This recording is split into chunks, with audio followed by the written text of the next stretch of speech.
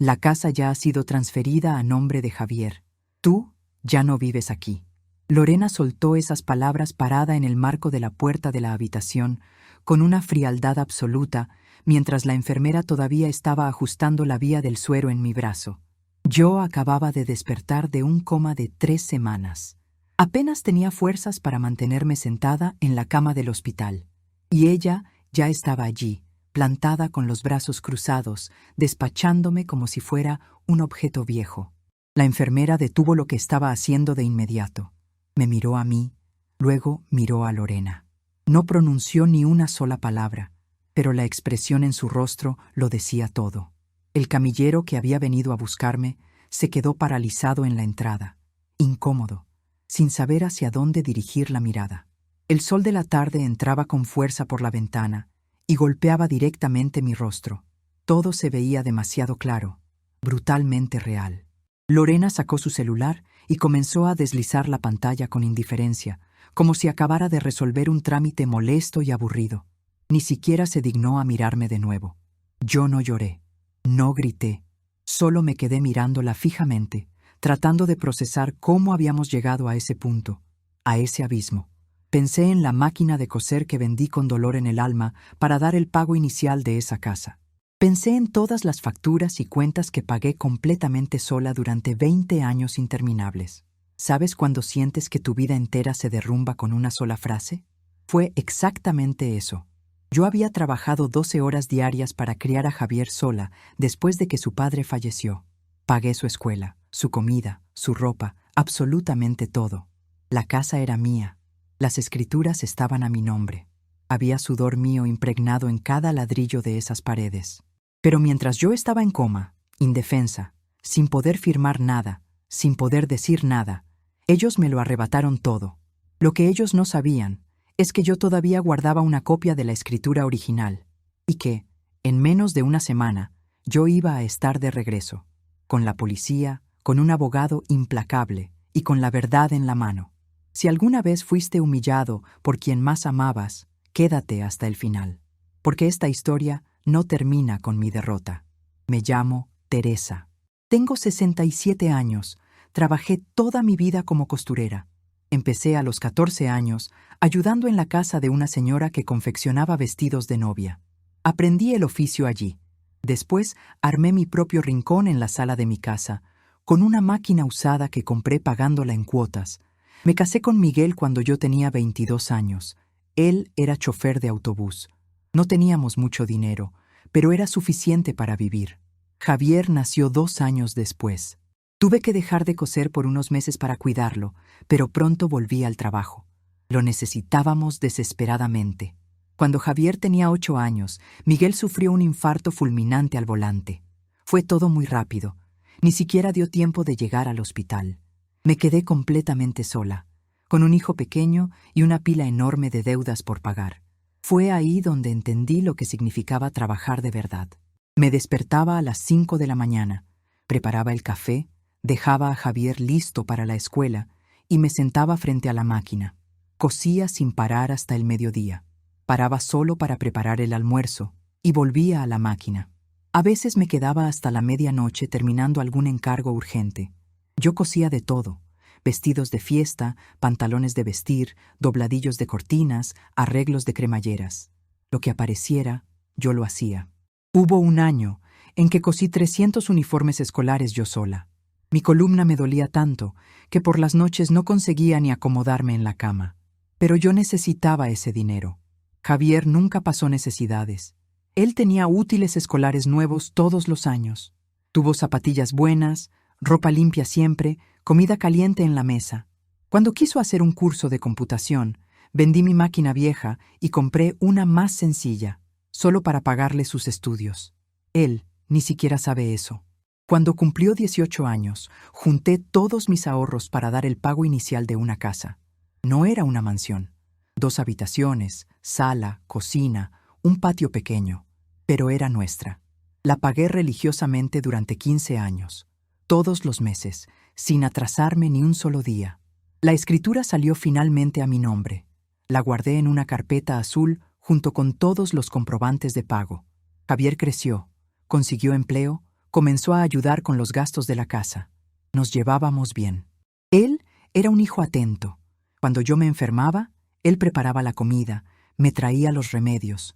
Yo creía que había hecho todo bien como madre, hasta que conoció a Lorena. Al principio me pareció una chica educada, bonita, siempre arreglada, hablaba con propiedad. Fueron novios durante 1 año antes de casarse. Yo incluso ayudé a organizar la boda. Hice los manteles de las mesas, cosí los vestidos de las damas de honor. Yo quería de corazón que funcionara. Después de casarse, vivieron unos meses en un departamento alquilado, pero el alquiler era demasiado caro. Javier me preguntó si podían venir a vivir conmigo por un tiempo, solo hasta juntar algo de dinero. Les dije que sí. Al final de cuentas, la casa tenía espacio, y él era mi hijo. Fue ahí cuando todo comenzó a cambiar. Al principio, eran cosas pequeñas, casi imperceptibles. Lorena reorganizó la cocina sin preguntarme nada. Tiró a la basura unos envases que yo usaba hacía tiempo. Dijo que estaban viejos y feos. Yo no dije nada. Pensé que era solo su forma de ordenar. Después, empezó a traer a sus amigos a la casa sin avisar. Yo llegaba del mercado cargando las bolsas y encontraba gente en la sala, bebiendo, riendo a carcajadas, como si la casa fuera de ella. Yo saludaba educadamente y me iba a mi cuarto, pero sentía esa incomodidad en el pecho. ¿Sabes? Esa sensación terrible de que estás sobrando en tu propio espacio. Un día, yo estaba cosiendo en la sala. Era un vestido de gala, un trabajo muy importante. Lorena llegó y me dijo que necesitaba que yo cosiera en mi cuarto porque ella iba a recibir visitas. La miré sin entender. Ella repitió la orden, con ese tono de quien está siendo forzosamente paciente con un niño. «Teresa, por favor, es solo por hoy». Junté mis cosas en silencio y me fui al cuarto. Me quedé allá encerrada, escuchando las risas en la sala. Y por primera vez sentí miedo. No miedo de ella. Miedo de que mi hijo ya no fuera la misma persona que yo crié. Los meses fueron pasando y la situación solo empeoró. Lorena dejó de fingir amabilidad. Trataba la casa como si fuera su propiedad exclusiva. Y me trataba a mí como si yo fuera la empleada doméstica. Un día, estaba en la cocina preparando el almuerzo. Ella entró, miró dentro de la olla y dijo: «Teresa, la próxima vez ponle menos sal. A Javier no le gusta así». Yo cocinaba para él hacía 40 años. Yo sabía perfectamente cómo le gustaba, pero no dije nada, solo asentí con la cabeza. Después de eso, se volvió rutina. Ella llegaba del trabajo y dejaba su ropa sucia en el cesto, esperando que yo la lavara. Dejaba los platos sucios en el fregadero. Me llamaba desde su cuarto para que le llevara un vaso de agua, como si yo estuviera allí para servirla. Un sábado por la mañana, yo estaba trapeando el piso de la sala. Lorena bajó en bata de baño, miró el piso mojado y dijo en voz alta, para que Javier escuchara: «Tu madre podría trapear más temprano, ¿no? Aquí no se puede ni caminar». Sentí que la sangre me subía a la cabeza. Miré a Javier, esperando que él dijera algo, que me defendiera. Él estaba absorto en su celular. Ni siquiera levantó la cabeza. Fue en ese momento que lo entendí todo. Él no iba a defenderme. Él había elegido su bando, y no era el mío. La peor parte no era el trabajo extra. Era la invisibilidad. Ellos conversaban en la sala como si yo no existiera, como si fuera un mueble más. Hacían planes, tomaban decisiones sobre la casa, y yo me enteraba por casualidad. Un día, descubrí que habían cambiado la cerradura del portón principal. Nadie me avisó. Nadie me dio la llave nueva. Le pedí la llave a Javier. Me dijo que iba a hacer una copia y me la daría. Pasó 1 semana, 2 semanas, 3. Yo tenía que tocar el timbre para poder entrar a mi propia casa. Hubo un domingo que la familia de Lorena vino a almorzar. Ella preparó todo. Arregló la mesa.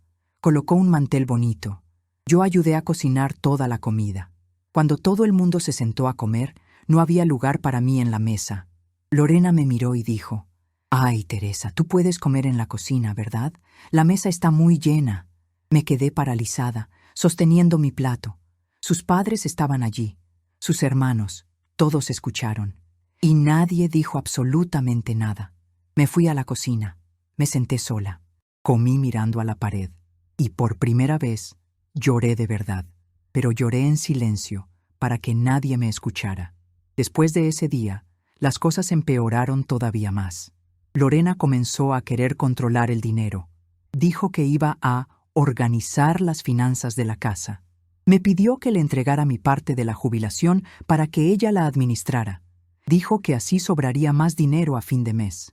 Yo no quería, pero Javier insistió mucho. Mamá, Lorena entiende de estas cosas. Deja que ella se encargue. Terminé aceptando. Comencé a depositar la mitad de mi pensión en la cuenta de ella todos los meses. Solo que yo nunca veía a dónde iba ese dinero. Pedía alguna cosa necesaria del mercado y ella decía que no había plata. Pero llegaba con bolsas de tiendas caras, ropa nueva, perfumes importados. Yo no decía nada, pero lo veía todo. Fue en esa época que tuvieron a Valentina, mi nieta. Yo me puse tan feliz. Pensé que las cosas iban a mejorar. Creí que iba a poder estar cerca, ayudar, cuidarla. Pero Lorena apenas me dejaba tomar a la niña en brazos. Cuando la cargaba, ella se quedaba al lado, vigilándome como un halcón. Cuidado con su cabeza, Teresa. No la muevas mucho. Creo que mejor la tomo yo de nuevo. Un día compré una ropita para Valentina, pequeña, rosa, con un osito bordado a mano. Yo misma hice el bordado con todo el amor del mundo. La dejé en el cuarto de ellas, encima de la cómoda. Al día siguiente, la ropa había desaparecido. Le pregunté a Lorena. Me dijo que la había donado. No era el estilo de Valentina. Sentí un dolor en el pecho que no se me quitaba. No era por la ropa, era por el desprecio absoluto. Fue ahí que comencé a prestar más atención. Empecé a observarlos a los dos. Las conversaciones en voz baja que tenían en el cuarto. Los papeles que Lorena guardaba celosamente en una carpeta. La forma en que me miraban, como si yo fuera un problema que necesitaban resolver. Tomé mi escritura original de la casa, que estaba guardada en el armario, y la escondí dentro de un libro viejo que sabía que nadie tocaba. Hice copias de los comprobantes de pago. Guardé los recibos de las transferencias que le hacía a Lorena. Empecé a anotar las fechas, los valores, cada centavo. Yo no sabía todavía qué estaban planeando, pero sabía que algo andaba muy mal, y yo iba a estar preparada. 3 meses después, Lorena llegó a casa con un documento en la mano. Se sentó en la mesa de la cocina y me llamó. Javier estaba parado a su lado. Teresa, necesitamos que firmes esto aquí. Miré el papel. Era un poder notarial. Lo leí por encima. Autorizaba a Javier a realizar transacciones bancarias, resolver cuestiones de documentos, firmar en mi nombre. ¿Para qué es esto?, pregunté desconfiada. Lorena suspiró, como si yo hubiera hecho una pregunta estúpida. Es para facilitar las cosas, Teresa. Te estás haciendo mayor. Si pasa algo, necesitamos poder resolver los trámites por ti. ¿Qué trámites? El banco, la cuenta de la luz, esas cosas. Es normal. Todo el mundo lo hace. Miré a Javier. Él evitaba mi mirada. Se quedó jugando con un vaso de agua que estaba sobre la mesa. No quiero firmar esto ahora. Déjame pensarlo. Lorena se levantó de la silla, visiblemente irritada. ¿Pensar qué, Teresa? Estamos tratando de ayudarte. Pero si no quieres, es tu problema. Salió de la cocina pisando fuerte. Javier se quedó. Puso su mano sobre mi hombro. Mamá, es solo por seguridad. No cuesta nada. Si no cuesta nada, ¿por qué tanta prisa? Él retiró la mano. Se levantó sin responder. Se llevó el papel con él. Esa noche no pude dormir. Me quedé pensando. ¿Un poder notarial para qué? Yo pagaba mis cuentas. Yo resolvía mis problemas. ¿Por qué necesitaban ellos eso? Al día siguiente, fui hasta la notaría. Hablé con la chica del mostrador. Le pregunté qué podía hacer una persona con un poder amplio como aquel. Ella me lo explicó todo. Con ese papel, Javier podía vender propiedades, transferir bienes, cerrar cuentas bancarias, todo. Sentí un frío helado en el estómago. Regresé a casa y fui directo al armario donde guardaba mis documentos importantes. Abrí el cajón. La carpeta azul con la escritura de la casa no estaba allí. Revolví todo desesperada. Cajón de arriba, cajón de abajo. Nada. Mi corazón se disparó. Salí del cuarto. Fui hasta la sala. Lorena estaba en el sofá, viendo televisión tranquilamente. ¿Viste mi carpeta azul? Ella ni siquiera me miró. ¿Qué carpeta? La carpeta de mis documentos. Estaba en el armario. No la he visto. Lorena, ¿dónde está mi carpeta? Ella apagó la televisión y me encaró desafiante. Teresa, yo no sé de ninguna carpeta. Deja de acusarme de cosas que tú misma perdiste. Yo iba a responderle, pero un mareo vino de la nada. Me sostuve de la pared. Todo se puso borroso. Escuché la voz de Javier a lo lejos. «Mamá, mamá, ¿qué te pasa?». Me desplomé. Cuando desperté, estaba en el hospital. El médico dijo que había tenido un ACV, un derrame cerebral. Dijo que iba a necesitar quedarme internada, hacerme exámenes, estar en observación. Estuve 3 días en terapia intensiva. Después me transfirieron a una habitación normal. Javier aparecía todos los días, pero se quedaba muy poco tiempo. Lorena apareció una sola vez. Dejó una bolsa con ropa y se fue sin decir mucho. Yo todavía no podía hablar bien, pero podía pensar. Y pensaba en aquella carpeta. Pensaba en aquel poder notarial. Pensaba en todo. Una semana después, tuve una recaída. Una infección generalizada. Entré en coma inducido. Escuché al médico explicándole a Javier. Le dijo que no sabía cuánto tiempo iba a estar así. Podían ser días. Podían ser semanas. Antes de apagarme por completo, recordé una cosa. La copia de la escritura. La había escondido dentro del libro de recetas de mi madre. Aquel libro viejo, manchado de grasa y tiempo, que estaba en la repisa de la cocina. Nadie tocaba ese libro. Nadie sabía que había algo allí. Recé para que siguiera allí cuando yo despertara. Y entonces todo se oscureció. 3 semanas. Estuve 3 semanas en coma.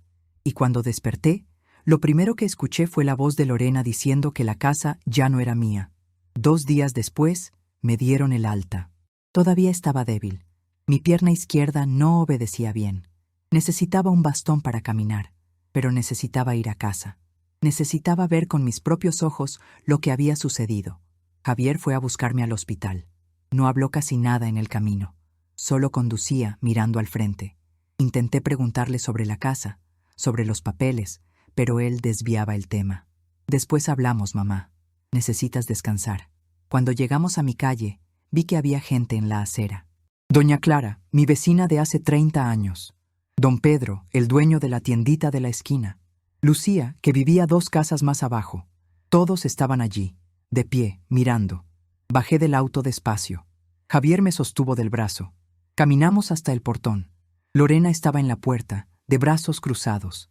Había cambiado la cerradura otra vez. Lo noté al instante. Era una cerradura digital, de esas con contraseña. Lorena, abre por favor, le dije. Ella no se movió. Teresa, tenemos que hablar. Entonces abre la puerta, hablamos adentro.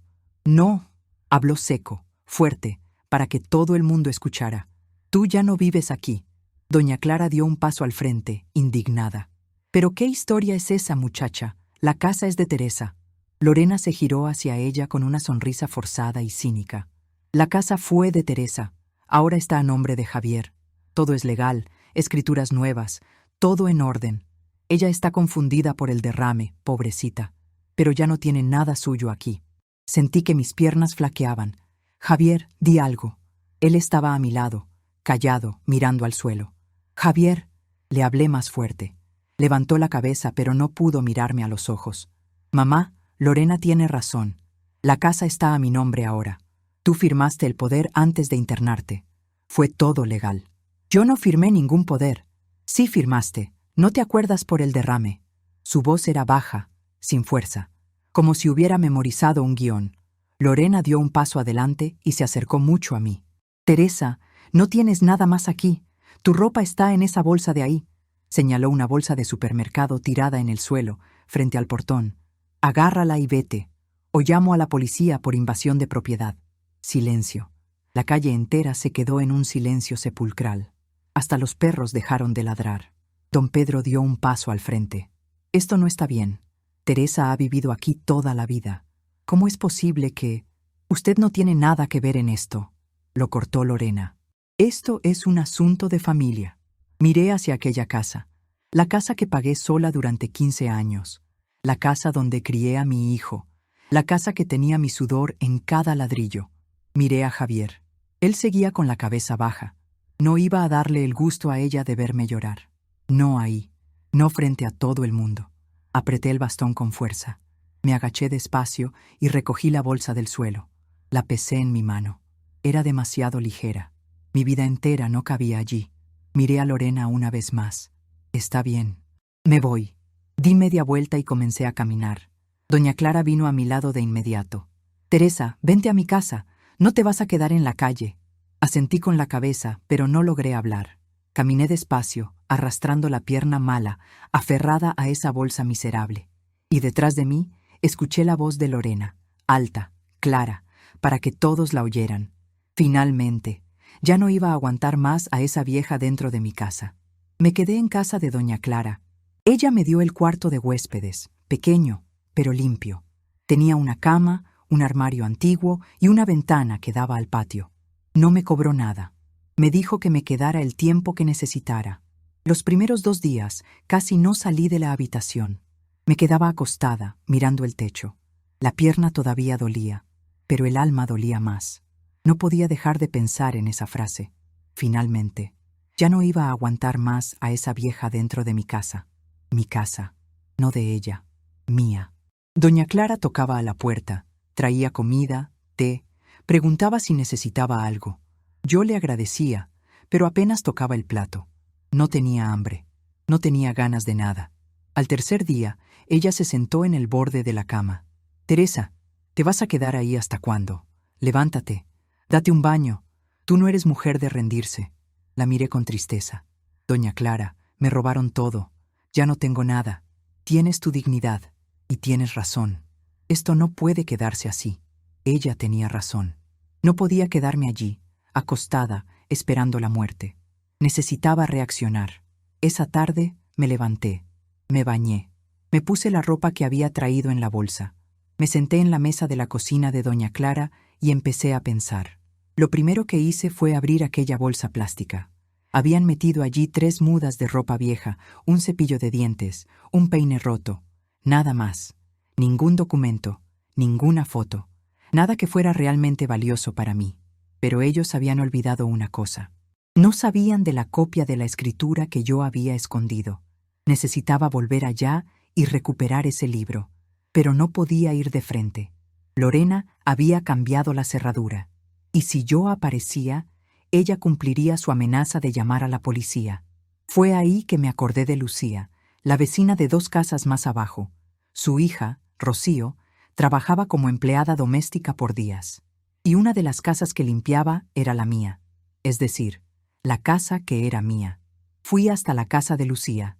Toqué el timbre. Ella abrió y me abrazó fuerte. Teresa, qué absurdo lo que te hicieron. Todo el barrio está comentando. Le expliqué lo que necesitaba. Rocío iba a limpiar la casa al día siguiente. Necesitaba que ella sacara un libro para mí. Un libro viejo, de recetas, que estaba en la repisa de la cocina. Dentro de él había un papel. Era todo lo que yo necesitaba. Lucía dijo que sí al instante. Déjalo en mis manos. Rocío lo recuperará para ti. Al día siguiente, a las 3 de la tarde, Rocío tocó a la puerta de doña Clara. Tenía el libro en la mano. Lo abrí temblando. Y allí estaba, la copia de la escritura, intacta. Sostuve ese papel y sentí una fuerza vital volver a mi cuerpo. Esa noche me senté en la mesa y comencé a hacer cuentas. Tomé un cuaderno y anoté todo. ¿Cuánto había depositado en la cuenta de Lorena durante 2 años? ¿Cuánto había pagado de luz, agua, gas? ¿Cuánto había gastado en reformas de la casa, pintura, arreglos del techo? Todo. Doña Clara me ayudó a recordar las fechas. Ella había presenciado muchas cosas. Ella vio cuando le pagué al albañil para arreglar el muro. Vio cuando compré los materiales de construcción. Ella tenía guardado hasta el teléfono del albañil. Hice una lista de testigos. Doña Clara, don Pedro, Lucía, el albañil, la chica de la lotería donde siempre cobraba mi jubilación, gente que sabía que esa casa era mía. Junté los comprobantes de depósito que había guardado. Junté los recibos de pago de la escritura que tenía en copia. Coloqué todo en una carpeta nueva. Lo organicé por fecha. A la mañana siguiente, me arreglé. Me puse la ropa más presentable que tenía. Me recogí el cabello. Tomé mi bastón, agarré la carpeta y le dije a doña Clara, voy a buscar un abogado. Ella sonrió. Ve, y acaba con esos 2. Salí de esa casa con la columna más erguida de lo que había conseguido desde el derrame. El dolor en la pierna seguía allí. Pero el dolor en el pecho se había transformado en otra cosa. Se había convertido en rabia. Y la rabia, cuando sabes usarla, se convierte en justicia. Ellos pensaron que yo iba a desistir. Creyeron que iba a desaparecer, avergonzada, humillada. Pero no sabían quién era yo. Yo era la mujer que crió a un hijo sola. La mujer que pagó una casa sola. La mujer que sobrevivió a todo. Y yo iba a demostrarles que esto todavía no había terminado. Fui al despacho que Lucía me recomendó. Quedaba en el centro, en el segundo piso de un edificio comercial antiguo. La placa en la puerta decía: Licenciado Fernando Vargas, abogado. Toqué el timbre. Una secretaria abrió. Le expliqué que necesitaba hablar con el abogado. Me pidió que me sentara a esperar. 10 minutos después, un hombre de unos 50 y tantos años abrió la puerta de su oficina. Cabello gris, lentes de aumento, camisa formal sin corbata. ¿Usted es doña Teresa? Pase, por favor. Entré. La oficina era sencilla: escritorio de madera, estantería llena de libros de leyes, un ventilador en la esquina. Me ofreció agua. Acepté. Cuénteme qué sucedió. Le conté todo. Desde el principio. La boda de Javier, Lorena viviendo allá, las humillaciones, el poder notarial, el coma, la expulsión. Hablé sin parar. Él iba anotando todo en una libreta. Cuando terminé, se quedó en silencio por un momento. Luego preguntó: ¿Usted tiene pruebas? Abrí la carpeta. Le mostré la copia de la escritura, los comprobantes de pago, los recibos de los depósitos que le hacía a Lorena, la lista de testigos. Puse todo sobre la mesa. Él fue revisando uno por uno, despacio, atento. A veces se detenía, leía de nuevo, anotaba algo. Después de unos 20 minutos, se quitó los lentes y me miró. Doña Teresa, usted tiene un caso fuerte aquí, muy fuerte. ¿Puedo recuperar mi casa? Puede. Y más que eso. Abrió un cajón y sacó un formulario.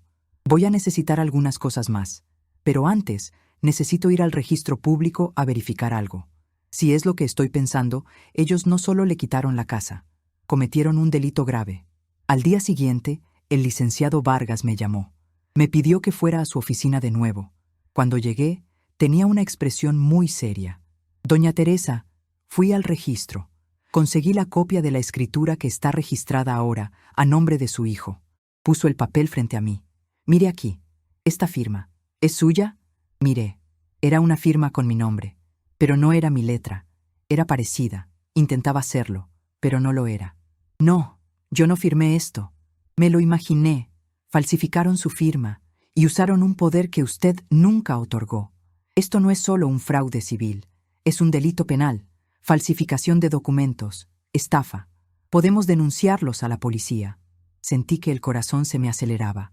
¿Pueden ir presos? Pueden. Pero voy a ser honesto con usted. Un proceso penal demora mucho. Y a veces, cuando involucra familia, la fiscalía no actúa con tanta fuerza. Pero en lo civil, ganamos fácil. Pedimos la anulación de la escritura fraudulenta, pedimos la restitución del inmueble y pedimos daños morales. Y vamos a ganar. ¿Cuánto tiempo toma eso?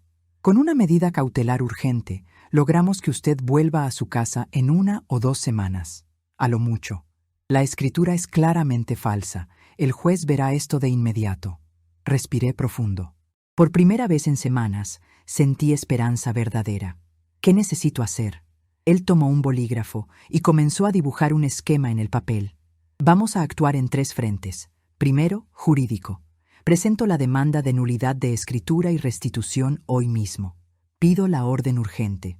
Con estas pruebas, el juez la concede. Segundo frente, social. Necesitamos que los vecinos den testimonio por escrito de lo que vieron, principalmente el día que la echaron a la calle. Eso fortalece el pedido de daños morales. Tercer frente, emocional. Usted tendrá que confrontarlos, frente al oficial de justicia, el día que vayamos a retomar la casa. Puedo hacerlo, dije, y hablaba muy en serio. Sé que puede. La vi entrar aquí con esa carpeta organizada, con las pruebas separadas. Usted ya está luchando. Ahora solo vamos a terminar el trabajo. Pasó los siguientes días preparando todo. Yo volví al barrio y hablé con los vecinos. Doña Clara escribió 3 páginas contando todo lo que vio. Don Pedro también.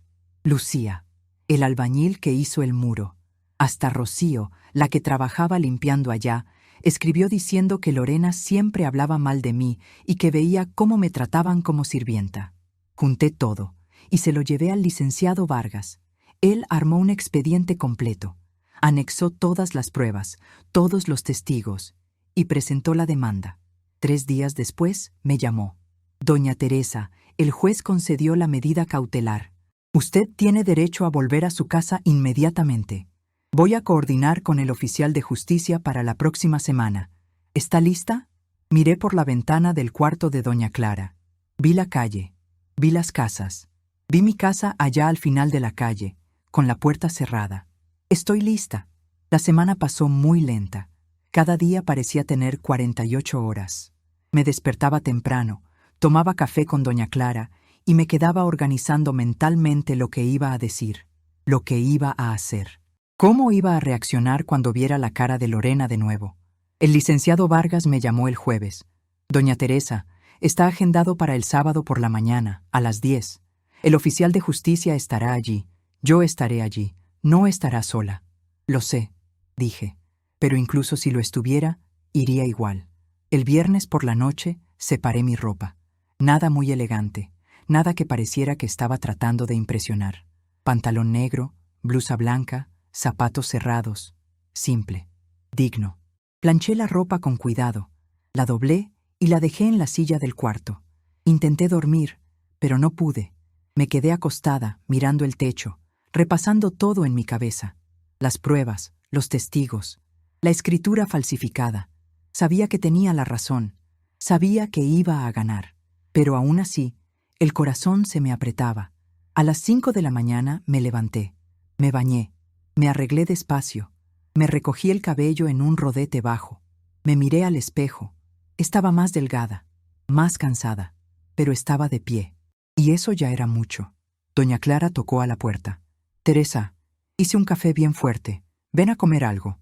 Comí un pan, tomé el café. No tenía mucho apetito, pero sabía que necesitaba energía. A las 9:30, el licenciado Vargas pasó a buscarme. Estaba de traje, con su maletín en la mano. Entró, saludó a doña Clara y me miró. ¿Vamos? Tomé mi bastón. Agarré la carpeta con mis copias. Respiré hondo. Vamos. En el auto, él me fue explicando cómo sería el procedimiento. El oficial toca la puerta, identifica a todos, explica la orden judicial. Ellos tendrán que salir inmediatamente. Si se rehúsan, él llama a la fuerza pública. Usted no necesita decir nada si no quiere, solo estar presente. Voy a hablar, dije. Necesito hablar. Él me miró y asintió.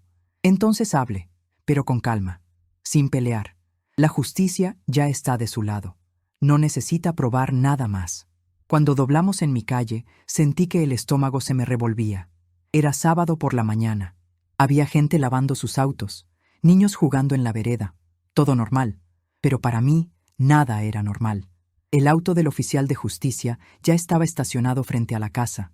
Era un hombre alto, uniformado, con una carpeta en la mano. Saludó al licenciado Vargas. Luego me saludó a mí. ¿Usted es doña Teresa? Soy yo. Quédese tranquila. Voy a resolver esto rápido. Cruzamos la calle. Yo caminaba despacio, por culpa de la pierna, pero caminaba firme. Doña Clara había salido a su vereda. Don Pedro también. Lucía estaba en su ventana. Todo el mundo observando.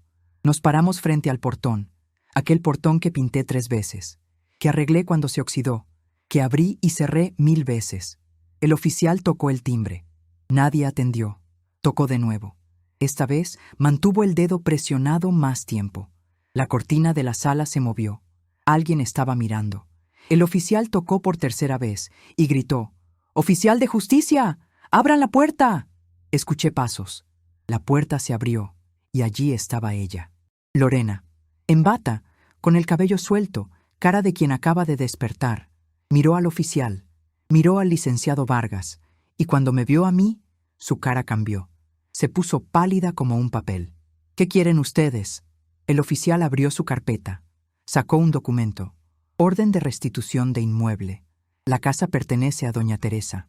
La escritura a nombre de Javier ha sido anulada por falsificación.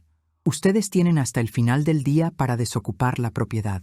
Fue en ese momento que di un paso al frente y la miré a los ojos. Lorena, dije con la voz firme, he vuelto. Ella dio un paso atrás, asustada. Tú no puedes entrar aquí. Esta casa es de Javier. El oficial de justicia levantó el papel. Usted no entendió. La casa es de doña Teresa. Siempre lo fue. La escritura que ustedes registraron fue hecha con una firma falsificada. Es un fraude. ¡Eso es mentira!, gritó ella. Ella firmó todo. Estaba confundida, enferma, pero firmó. El licenciado Vargas abrió su maletín. Sacó 2 hojas. Aquí está la firma verdadera de doña Teresa, en documentos anteriores. Y aquí, la firma del supuesto poder que ustedes usaron. Mire bien, ni la inclinación es la misma. Cualquier perito calígrafo ve esto en 5 minutos. Lorena se quedó callada, pero solo por un segundo. ¡Javier! ¡Javier! ¡Baja aquí! Pasos en la escalera, y él apareció, en bermudas, camiseta, descalzo. Cuando me vio, se congeló en medio de la sala. «Mamá». «Hola, Javier», le dije, y mi voz no tembló. Él miró al oficial, al abogado, a Lorena. «¿Qué está pasando?» «Lo que está pasando es que la mentira de ustedes se acabó». Hablé con autoridad. «Tengo la escritura original. Tengo todos los comprobantes de pago. Tengo testigos y tengo la prueba de que ustedes falsificaron mi firma». «Mamá, no fue así». «Entonces, ¿cómo fue?» Di un paso hacia él. Me viste en coma, sin poder hablar, sin poder defenderme. Y pensaste que era el momento perfecto para quitarme todo lo que construí sola. Él bajó la cabeza. No pudo sostenerme la mirada. Lorena, en cambio, no bajó nada. Cruzó los brazos y levantó la barbilla con arrogancia. Nosotros solo hicimos lo correcto. Estabas vieja, enferma. No podías cuidar de nada. Nosotros asumimos la responsabilidad. ¿Responsabilidad? Casi me reí. Me trataste como empleada en mi propia casa. Me pusiste a comer sola en la cocina. Tiraste a la basura el regalo que le hice a mi nieta. Te quedaste con mi pensión durante 2 años y al final me echaste a la calle frente a todo el mundo. Estás exagerando. ¿Estoy exagerando? Abrí mi carpeta. Saqué una hoja. Toma, testimonio de doña Clara. Ella vio cómo me humillaste en la calle, llamándome vieja. Toma, testimonio de don Pedro. Él vio cómo te gastabas mi dinero en ropa y estupideces mientras yo no tenía ni un champú decente. Toma, testimonio de Rocío, que trabajó aquí adentro. Ella vio cómo me mandabas a limpiar tu cuarto, lavar tu ropa, como si yo fuera tu sirvienta. Puse los papeles en la mano del oficial. Él los miró y se los pasó al licenciado Vargas. Lorena abrió la boca, pero no salió ningún sonido. Por primera vez, no tenía respuesta. Miré a Javier. Tú viste todo esto. Y no hiciste nada. Te crié sola. Trabajé 12 horas al día para que tuvieras comida, ropa, escuela. Vendí mi máquina de coser para pagar tu curso. Pagué esta casa sola, sin ayuda de nadie. Y tú me traicionaste. Él levantó el rostro. Tenía lágrimas en los ojos. Mamá, lo siento mucho. Yo no quería que fuera así. Pero fue, y tú dejaste que pasara. El licenciado Vargas dio un paso al frente. Javier, solo para que sepas, la falsificación de documento privado conlleva pena de cárcel. La estafa también. Ya tenemos todo documentado. Doña Teresa aún no ha decidido si presentará la denuncia penal, pero puede hacerlo. Javier se puso pálido. ¿Denuncia penal? Es un delito, Javier. No es solo una cuestión de familia, es un crimen real. Lorena le jaló el brazo. No los escuches, están tratando de asustarnos. Vamos a hablar con un abogado. ¿Pueden hablar?, dijo el licenciado Vargas, tranquilo. Cualquier abogado que busquen les dirá lo mismo. No tienen defensa. La firma es falsa. La escritura es fraudulenta. Van a perder. Y tendrán que pagar los costos del proceso, más los daños morales a doña Teresa. Mínimo unos 50,000 pesos. ¿50,000? Lorena casi se atragantó. Exacto.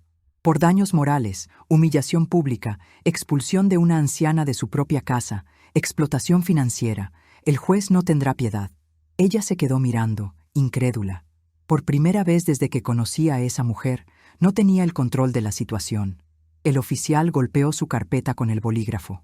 Miren, vamos a resolver esto rápido. Tienen hasta las 6 de la tarde de hoy para salir. Pueden llevarse sus cosas personales, pero la casa se queda con doña Teresa.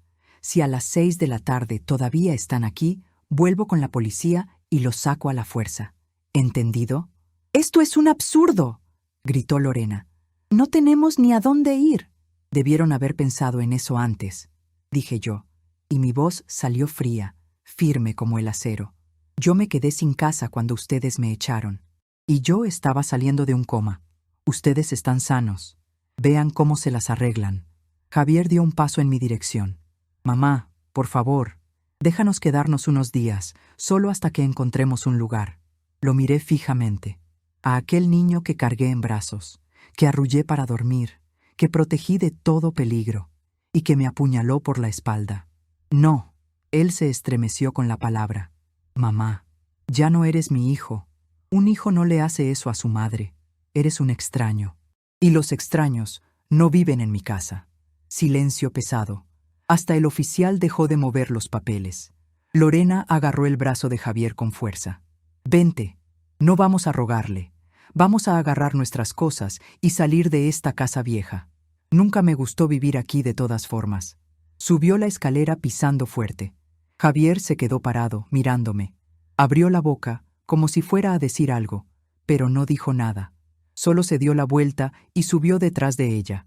Me quedé allí, parada en la sala. En mi sala. Miré alrededor. Todo estaba diferente. Muebles nuevos, televisión nueva, cuadros que yo nunca había visto. Ellos habían cambiado todo, como si yo nunca hubiera existido allí. Pero yo había existido, y había regresado. El oficial me entregó una copia de la orden. Doña Teresa, puede entrar. La casa es suya. Si ellos crean problemas, usted me llama. Mi número está aquí. Gracias, le dije. El licenciado Vargas puso su mano en mi hombro. Felicidades. Lo logró. Lo miré. Por primera vez en semanas sonreí. Nosotros lo logramos. Él estrechó mi mano y salió. El oficial también se fue. Me quedé allí, sola, en medio de la sala. Escuché ruido arriba. Ellos abriendo cajones, tirando ropa en las maletas. Lorena gritando alguna cosa. Javier intentando calmarla. No me importó. Yo tenía tiempo. Tenía el resto de mi vida. Caminé hasta la cocina. Abrí la ventana de par en par. El sol entró, claro y cálido. Miré hacia el patio. Las plantas que yo había cuidado con tanto amor estaban secas, pero se podían recuperar. Escuché pasos bajando la escalera, voces en la puerta, el portón cerrándose de golpe, el auto encendiendo, el sonido del motor alejándose. Silencio. Cerré los ojos, respiré profundo, y por primera vez en meses, respiré en paz. La casa era mía de nuevo, la vida era mía de nuevo, y yo no le debía nada a nadie. Los primeros días, me quedé sola en la casa. Limpié todo a fondo. Saqué los muebles nuevos que ellos habían comprado y los puse en el patio. Llamé a una tienda de segunda mano para que se los llevaran. No quería nada que tuviera la marca de ellos allí. Traje de vuelta mis cosas. Doña Clara había guardado algunos objetos míos que le dejé años atrás. El cuadro de mi madre, el mantel de crochet que tejí cuando me casé, la vieja máquina de coser que nunca tuve el coraje de tirar. Coloqué todo de vuelta en sus lugares. La casa fue volviendo a tener mi esencia. Despacio, pero volvió. El licenciado Vargas me llamó una semana después. Doña Teresa, ellos presentaron una contestación, pero es débil, no tienen argumentos. El proceso de daños morales está avanzando. Y hay una cosa más. Lorena está siendo investigada por apropiación indebida, por causa del dinero de su pensión que ella controlaba. ¿Investigada? Sí. La fiscalía se interesó en el caso. Ella puede responder penalmente. Javier también, como cómplice. No sé si terminará en prisión, pero quedarán con antecedentes penales y una multa pesada. Me quedé en silencio por un tiempo. Pensé en Javier, en el niño que fue, en el hombre en que se convirtió. Licenciado, yo no quiero que mi hijo vaya a la cárcel. Doña Teresa, lo sé lo que hizo, pero no quiero eso. Quiero mi casa. Quiero el dinero que ella me quitó de vuelta, pero no quiero ver a mi hijo tras las rejas. El licenciado Vargas suspiró. Entiendo. Podemos pedirle a la fiscalía que considere un acuerdo. Devolución del valor integral, más los daños morales, más prestación de servicios comunitarios. Sin prisión, pero tendrán antecedentes y tendrán que admitir el fraude. ¿Puede hacer eso? Voy a intentarlo. 2 semanas después, el licenciado me llamó de nuevo. Aceptaron el acuerdo. Van a devolver todo. 52,000 pesos en 24 cuotas. Y van a prestar servicio comunitario durante 1 año. Lorena en un asilo de ancianos. Javier en una fundación que ayuda a madres solteras. Irónico, ¿no? Casi me reí. Sí, es irónico. Y hay más. Ellos pidieron hablar con usted, personalmente. Respiré hondo. Está bien, puede agendarlo. El encuentro fue en la oficina del licenciado Vargas. Yo llegué primero. Me senté y esperé. Cuando ellos entraron, casi no reconocí a Javier. Estaba más delgado. Ojeras profundas. Barba sin afeitar. Lorena también estaba diferente. Sin maquillaje. Ropa sencilla. Ella no me miró. El abogado explicó los términos del acuerdo. Ellos firmaron todo. Cuando terminó, él salió de la sala dejándonos solos. Javier fue el primero en hablar. Mamá, lo siento mucho. De verdad, yo no sé qué pasó conmigo. Lorena me hablaba al oído todo el tiempo, diciendo que merecíamos esa casa, que tú no necesitabas tanto espacio, que era justo. Y yo le creí, o quise creerle. No tengo excusa. Lo miré, a sus ojos. Vi al niño allí, pero vi también al hombre que me traicionó. Javier, tú me echaste de mi casa, mientras yo me estaba recuperando de un coma. Viste cómo ella me humillaba durante años y no hiciste nada. Lo sé. Sabías que aquello estaba mal y elegiste dejar que pasara. Él bajó la cabeza. Lo sé. Suspiré. Te perdono, porque eres mi hijo y porque no quiero cargar odio dentro de mí. Pero perdonar no es olvidar, y no es volver a ser como antes. Lo entiendo, dijo, con la voz quebrada. Vas a pagar lo que debes, vas a cumplir el acuerdo. Y después, si quieres reconstruir algo conmigo, tendrá que ser poco a poco, con respeto, con límites. Yo no voy a ser más la madre que acepta todo. Yo ya no soy esa persona. Lo sé, mamá, y lo acepto. Miré a Lorena. Ella seguía callada. ¿Tú no vas a decir nada? Ella levantó la mirada. ¿Qué quiere que diga? Nada. No quiero nada de ti. Solo quiero que te mantengas lejos de mí y lejos de mi familia. Ella no respondió. Solo se levantó y salió de la oficina. Javier se quedó un poco más. Mamá, nosotros nos separamos. Me fui de la casa. Estoy viviendo en un departamento pequeño, solo. Valentina se queda con ella. Puedes traer a Valentina para visitarme. Si tú quieres. Soy su abuela, y ella no tiene la culpa de nada. Los ojos se le llenaron de lágrimas. Gracias, mamá. Él salió. Me quedé allí, sentada, sintiendo un peso enorme salir de mi pecho. No era alivio completo. No era felicidad pura, pero era paz. Y eso ya era suficiente. Los meses fueron pasando. Volví a coser. Nada grande. Solo unos arreglos, unos dobladillos, para vecinos y conocidos. Más por distracción que por dinero. La jubilación cubría los gastos, y el dinero del acuerdo, cuando comenzó a entrar, lo guardé. Para emergencias, para mi seguridad.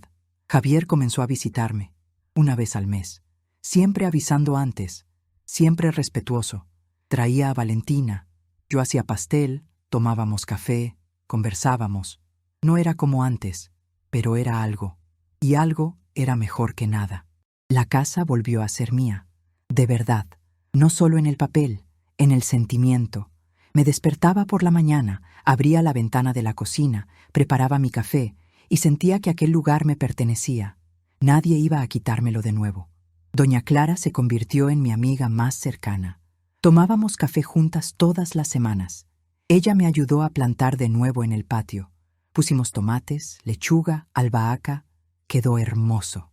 Hubo una tarde en que yo estaba sentada en el patio, tomando un jugo, mirando las plantas crecer, y pensé en todo lo que había pasado. El dolor, la humillación, la lucha, la victoria. Y entendí una cosa. La vida puede quitarnos muchas cosas. Puede quitarnos la salud. Puede quitarnos a las personas que amamos. Puede incluso intentar quitarnos nuestra dignidad. Pero si no lo permitimos, si luchamos, nadie consigue quitarnos el respeto que tenemos por nosotras mismas. Yo podría haberme rendido. Podría haberme quedado en aquel cuarto en casa de doña Clara, sintiéndome derrotada, esperando que la vida se acabara. Pero no hice eso. Me levanté, junté las pruebas, busqué ayuda y luché por lo que era mío. Y hoy estoy aquí, en mi casa, viviendo mi vida, a mi manera, con dignidad, con paz. Si estás pasando por alguna injusticia ahora, si alguien te está humillando, faltándote al respeto, quitándote lo que es tuyo, no desistas. Junta las pruebas, busca ayuda, lucha, porque mereces respeto, mereces dignidad, no importa la edad que tengas. Y si esta historia te tocó de alguna manera, comenta aquí abajo desde qué ciudad nos estás viendo. Quiero saber que este mensaje llegó hasta ti. Y quédate conmigo para los próximos videos que van a aparecer ahí en la pantalla. Alguien puede necesitar escuchar esto hoy.